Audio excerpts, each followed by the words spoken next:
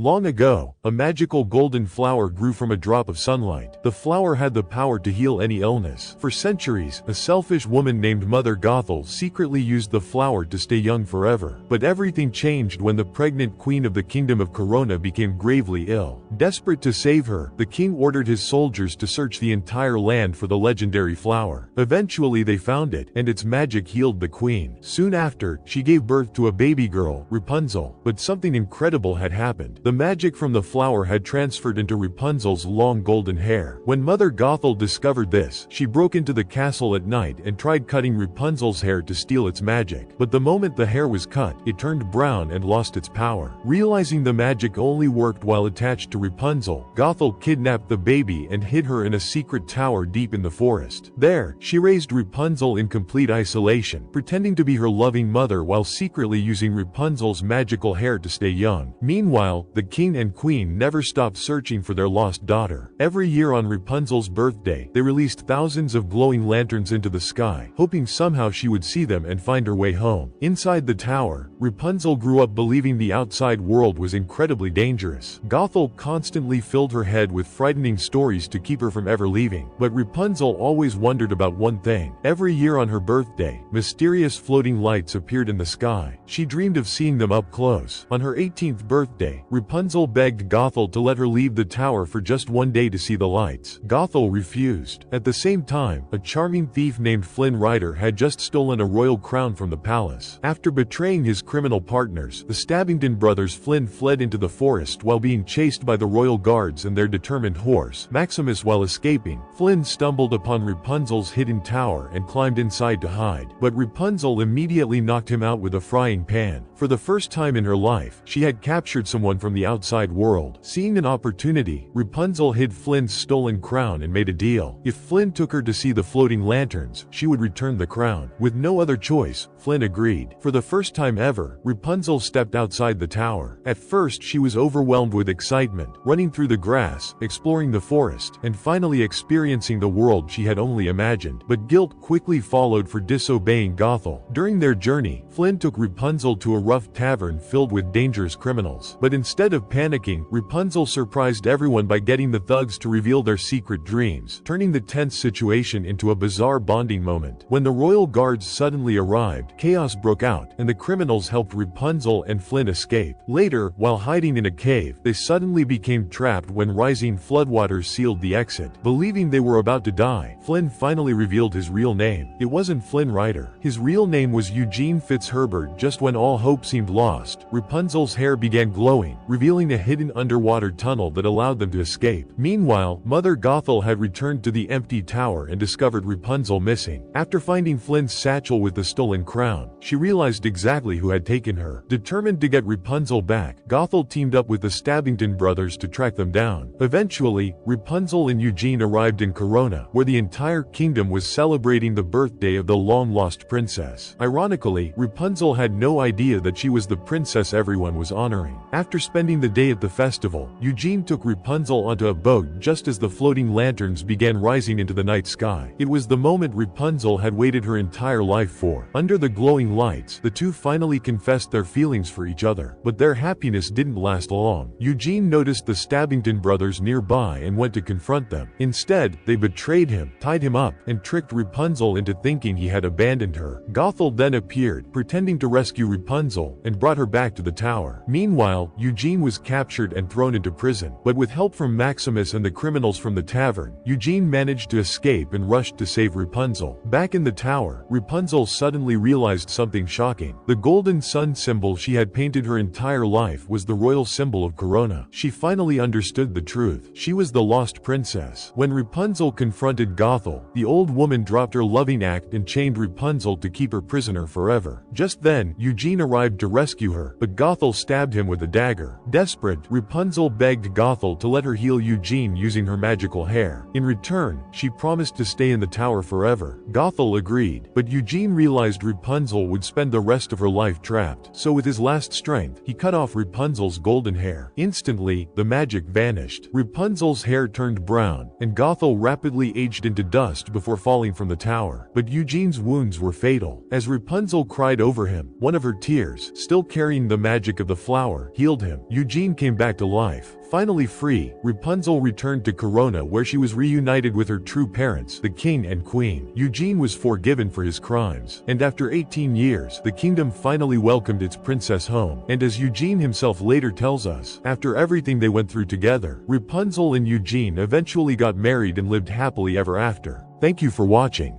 Like and subscribe for daily recap.